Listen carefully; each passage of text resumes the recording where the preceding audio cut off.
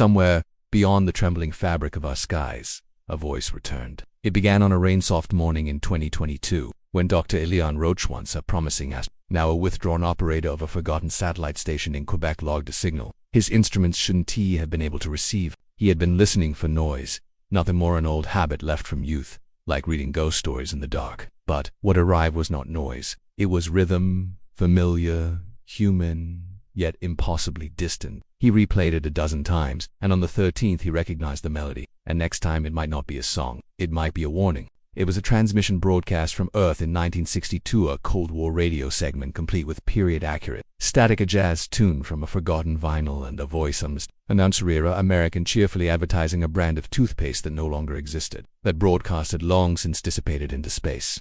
And yet, here it was. Not an echo, not a reflection, a signal arriving from outside the solar system, as if the past had found a way home.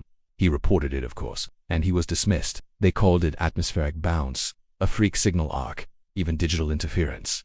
But Elian knew better, so he traced it, calculated the angle of approach, the Doppler drift. There exists a Terra slow-motion ripple in the skin of time, where the light of memory can bend backward. And perhaps, for a moment, the Earth didn't receive a message. It heard itself from a time when the world still feared the bomb, still believed in progress, still danced with static in the air. And what he found broke something in him. The signal had returned not along a curve, but a loop, as if it had followed a track, a tunnel, or a tether. What he suggested in his final letter, never published, only whispered of, was this: at the edge of the heliosphere, and perhaps, just perhaps, we weren't meant to hear it, because if time can echo once, it can echo again.